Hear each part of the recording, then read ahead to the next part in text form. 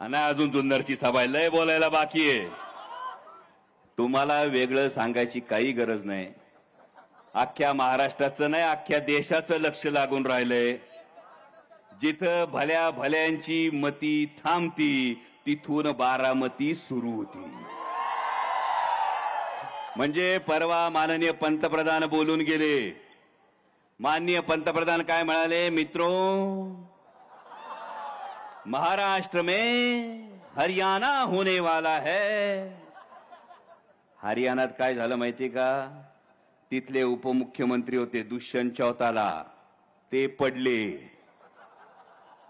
आता पंतप्रधान जर हे सांगत असतील तर काय लक्षात घ्यायचं आणि काय बोल घ्यायचा तो घ्या.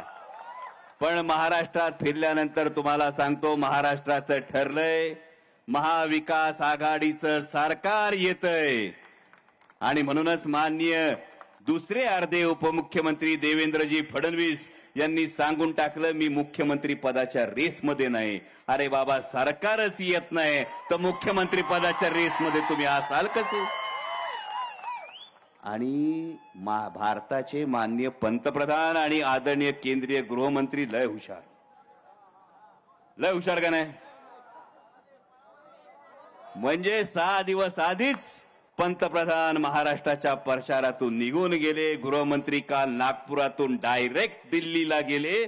का तर आता हे कळून चुकलंय, महायुतीचं सरकार काही येणार नाही. पण भावांनो, एवढंच सांगतो, लोकसभेला तुम्ही लय मोठा चमत्कार घडवलात. लोकसभेला हा एवढा मोठा चमत्कार तुम्ही घडवत असताना आता विधानसभेला आणखी 2 दिवस बाकी आहेत.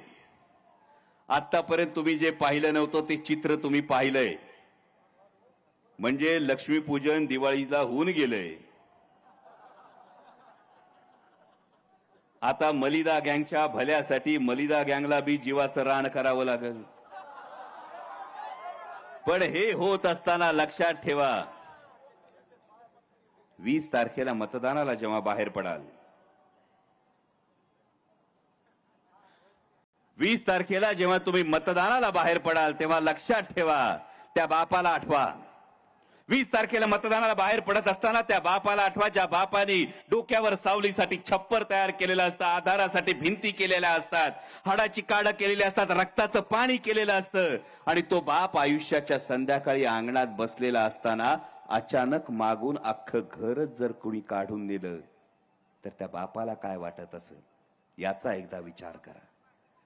आणि ज्या बापानं या महाराष्ट्रासाठी, या महाराष्ट्राच्या भल्यासाठी, या महाराष्ट्रातल्या शेतकऱ्यासाठी, इथल्या तरुणासाठी, इथल्या माता भगिनीसाठी आयुष्याची 55-60 वर्ष दिली, त्या पवार साहेबांचं राजकीय अस्तित्व पुसण्याचा प्रयत्न झाला. पक्ष काढला, चिन्ह काढलं, नेते गेले, मंत्री गेले. सर्वसाधारण माणूस असता तर कोलमडून पडला असता, आतून तुटला असता. पण तो 84 वर्षाचा योद्धा उठला. तो म्हटला, मी झुकणार नाही. तो योद्धा म्हटला, मी झुकणार नाही, मी वाकणार नाही, मी लढणार आणि लढून जिंकणार. भावांनो, त्या बापाची निवडणूक आहे, लक्षात ठेवा.